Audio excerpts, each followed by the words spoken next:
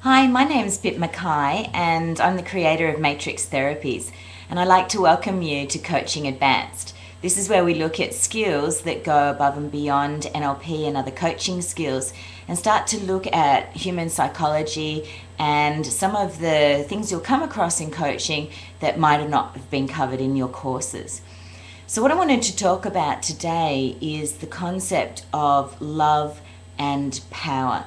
These are really the two major concepts that sit inside human psychology.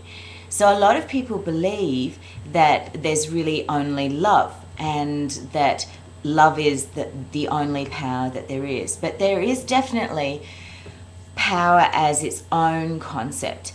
And we really want to be able to have balance between love and power.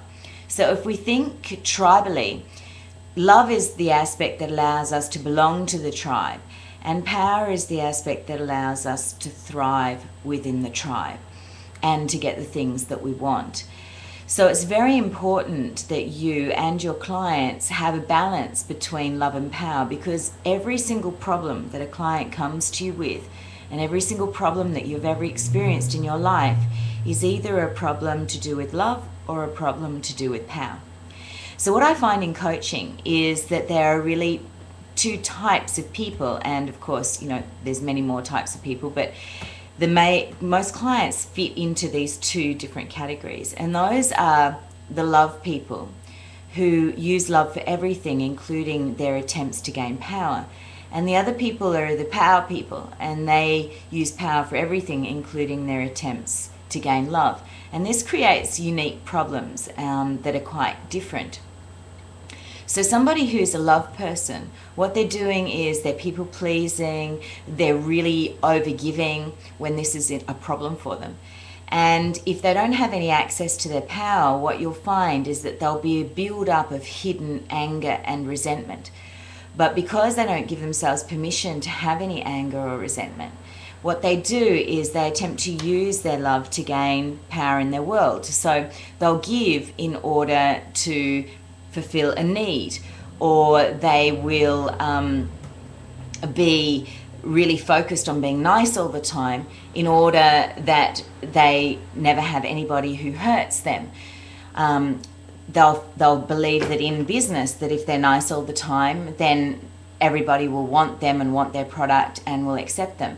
And that's a really great strategy in a lot of areas, and it's really wonderful. However, if the person can't access power, they can never create a boundary, and therefore they can't say no. And that means that they can have their whole business filled with people who aren't willing to pay them or who take advantage of them. And certainly in their life and their love life, when people don't have access to any power, there's a lot of sense of being taken advantage of. And this person really has this feeling, I'm so nice and I give so much and I'm so loving, why doesn't anyone love me, or why doesn't anyone give to me unsolicited? So it's really important for those people that in the coaching process, particularly if they're using something like matrix therapies, that they are able to access their anger and their resentment and their disappointment, and they're able to have that expressed and have a cathartic experience with that, particularly at the people that they're beginning to blame, those people that they've given too much to who aren't giving anything to them, those people they've got into relationship with who are takers, and they're wondering why they're not given anything and they don't receive anything in return. So an emptying out, an ability to empty out as if at that person. Obviously that's not where you want to leave them, because you don't want them just to swing to the opposite pole and to have anger all the time. But you do want them to be able to have permission to access their anger before there's a healing of the anger, because they need to feel that they can express those more emotions that they consider to be negative or unloving. So that's a really important factor. After that, and after they start to be able to create boundaries and to say no and to assert themselves, you'll find that there'll be a massive difference for them, and they'll gain something that they're really looking for, which is respect. And respect is something that balances both love and power. Now, I want you to make it really clear that I'm not saying that there is anything wrong with love. It is one of the fundamental pillars that we need in our lives. But if it's all we have and we have no power, then we find that we are defenseless against those people who have all the power and don't have any of the love. And, you know, that opens up people often to situations of abuse, and also they want to rescue all the time when really what they want to do is engage themselves in their own power. Now, let's look at the opposite end of the spectrum, and these people who are all power people and they have no love. And what these people will do is they attempt to use their power to gain love, and they'll attempt to dominate and manipulate others in order to get the things that they want, which is love. But you can't make someone love you. But these people don't believe in love.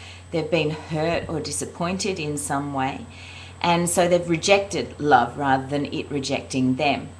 And in these circumstances, these people are really attempting that if they get into a position of enough power, then everybody will respect them. But if someone just has power and there's no love, then there isn't any respect. There's just simply fear. And people don't love what they fear what they fear, and then they're obedient.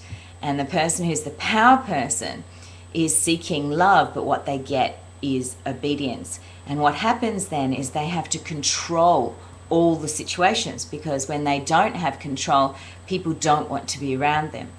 And this is sort of the opposite end of the spectrum.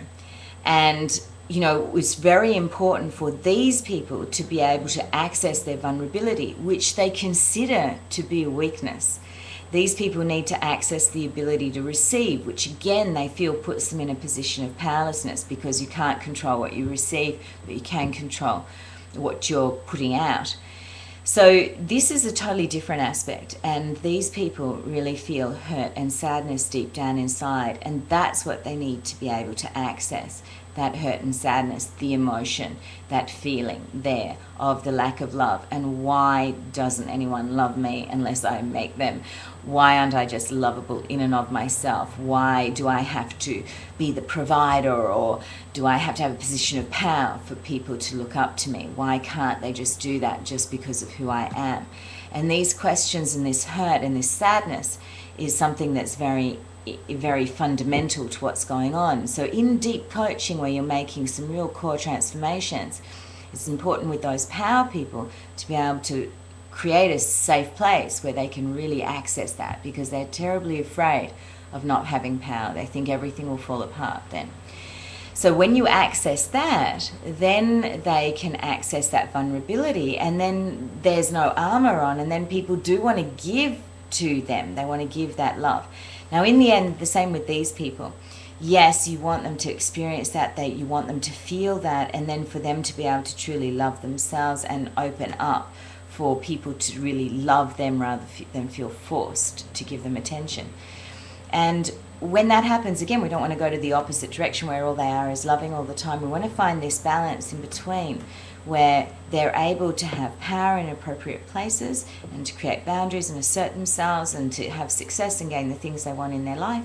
But they're also able to have love in appropriate places, where they're able to have a connection, a giving and receiving, and a sense of unity, where the other person has the power to stay or go and feels completely free to give or not to give as they see fit.